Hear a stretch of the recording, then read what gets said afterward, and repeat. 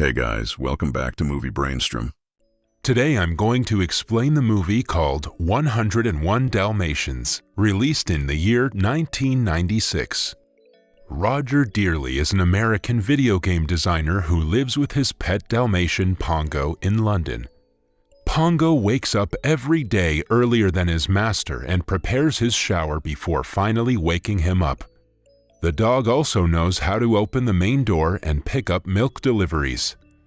Elsewhere in London, a fashion designer named Anita Campbell Green lives with her female Dalmatian Purdy.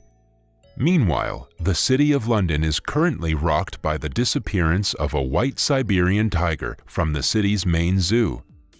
Roger and Anita love taking a stroll at the city's St. James Park with their pet dogs, but have never met each other.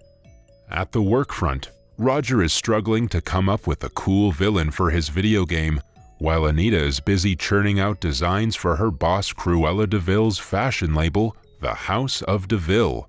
Cruella is a pampered and glamorous woman who has a deep passion for fur. It is hard to impress Cruella, but one day, Anita's design catches her attention. It is a design of a coat made with spotted fur inspired by Anita's Dalmatian. Cruella also notices Purdy's picture on Anita's desk and invites her to her office. Cruella is intrigued by the idea of making garments out of actual Dalmatians and finds it amusing that it would seem as if she was wearing Anita's dog. Afraid of losing a talented designer like Anita, Cruella asks if Anita has been propositioned by other fashion houses. However, Anita assures her that she would only leave the House of de Vil to have children and not for other fashion labels. One day, Pongo lays his eyes on Purdy for the first time at the park.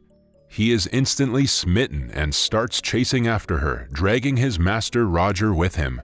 Pongo eventually catches up to his crush, but Roger struggles to keep up and ends up falling into a fountain.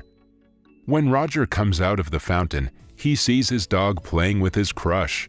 He introduces himself to Anita and the two instantly like each other. However, Roger suppresses his feelings and parts ways. However, Purdy refuses to let Pongo go and she starts following, dragging Anita with her. The chase ends in Anita falling into the pond. Roger rescues her and takes her and Purdy back home with her. Seeing Purdy and Pongo so in love with each other, they realize that they can't separate the two without breaking their hearts. Roger accidentally asks her if she would love a cup of marriage instead of tea, but Anita replies without thinking much, "I do." They both realize that they like each other and they decide to get married along with Purdy and Pongo.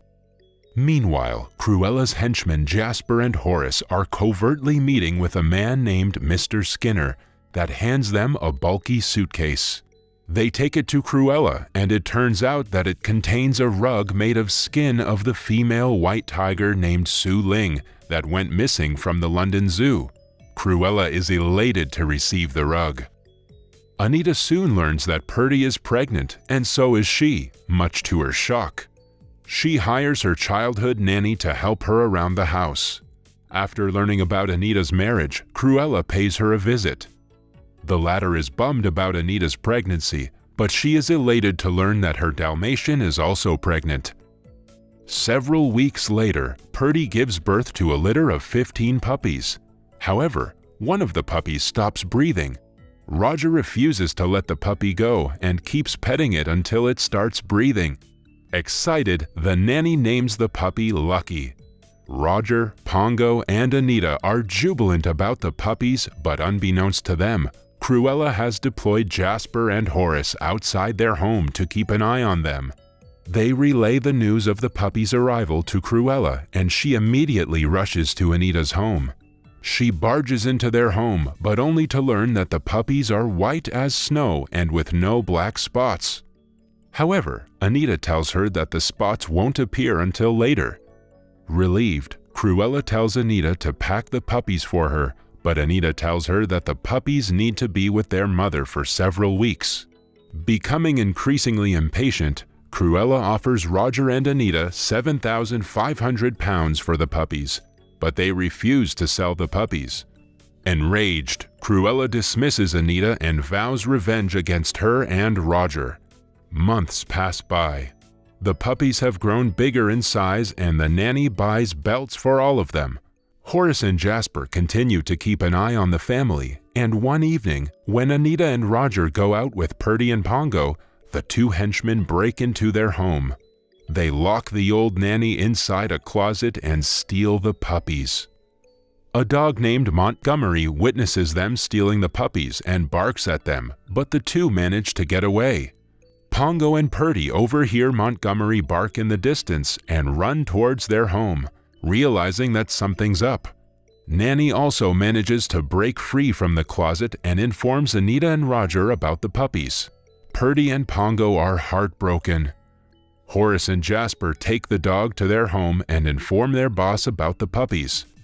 Cruella is elated and orders them to hand over the puppies to her so she could add them to the other 84 puppies she has stolen. A dog outside Jasper and Horace's home hears the puppies barking inside their truck before they take them to Cruella's ancient country estate, DeVille Mansion. Unbeknownst to them, the dog follows them to the villa. Meanwhile, Anita and Roger notify the Metropolitan Police but aren't expecting much from them.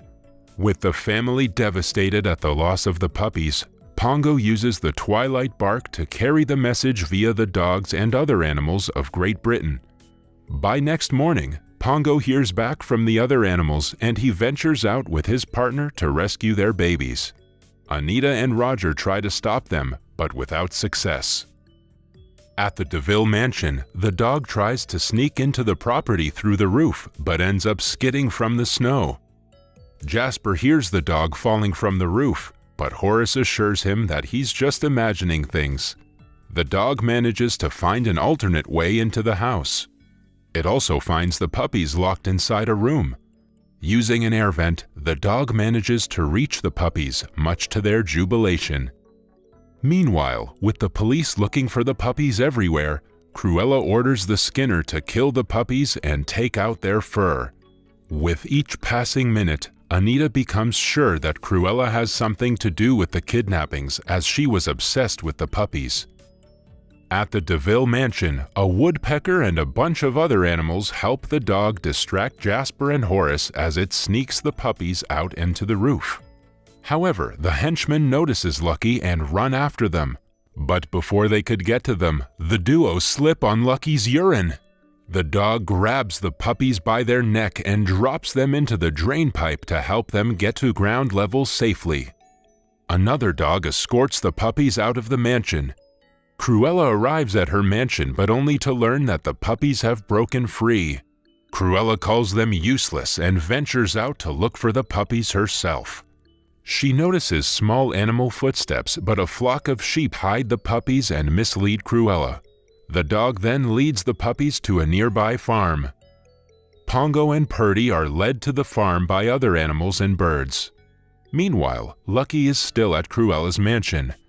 The skinner arrives at the villa and spots the puppy alone, but before he could do anything to the puppy, the first superhero dog bites the man and rescues the puppy. On Anita and Roger's tip, the police raids Cruella's London home and find the white Siberian tiger carpet. The police also receive a tip about Cruella fleeing to her mansion on the outskirts of the city and send a team to apprehend her. After looking around the countryside, Cruella eventually spots the farm and decides to investigate. A crow alerts the dogs of Cruella's arrival, and the puppies immediately go into hiding. When the evil villainess tries to peep inside the mansion, a horse kicks her out along with the farm's door. Cruella refuses to back down and again goes back inside the farm. The animals again set up a trap for her. After trapping her with a heavy pig, the animals again flee. Jasper and Horace continue to look for the puppies but decide to give up after getting electrocuted by an electric fence. They notice a fleet of police vans and decide to surrender themselves. They encounter Skinner in the police van, who also seems to have surrendered. Meanwhile, Cruella is far from giving up. She notices the trail left behind the puppies and proceeds to follow them, but farm animals outwit her and make her fall into a vat of molasses. Cruella still refuses to give up, so the horse throws her out through the window into a pig pen. The police arrives at the farm and arrest Cruella. The next morning, the police find the Dalmatians. After counting, they realize that they have only found 100 puppies. Pongo suddenly starts barking, and everyone notices Lucky, the last puppy, arriving with the brown dog. The police take the puppies and the criminals back to London. In the police van, Cruella berates Jasper, Horace, and Skinner for their incompetence. It reaches for her purse to grab a lighter, but she realizes that she mistook a skunk for her purse. The skunk sprays them with its stinky spray as they scream in horror and disgust. Anita and Roger are elated to be reunited with their dogs and puppies. In excitement, Roger asks the police officers how he may repay for their service. Just then, an officer informs them that the remaining 84 puppies have no home to go to, as they have not yet been claimed by their original owners. After a brief moment, Roger and Anita decide to adopt the puppies and give them a home. Anita is worried about the cost of raising 101 puppies, but Roger designs a successful video game featuring Dalmatian puppies as the protagonists and Cruella as the villain. The game makes Roger millions, and he moves to the countryside with his family. A year passes by, and the couple welcomed a daughter, and the puppies have also grown up to have puppies of their own.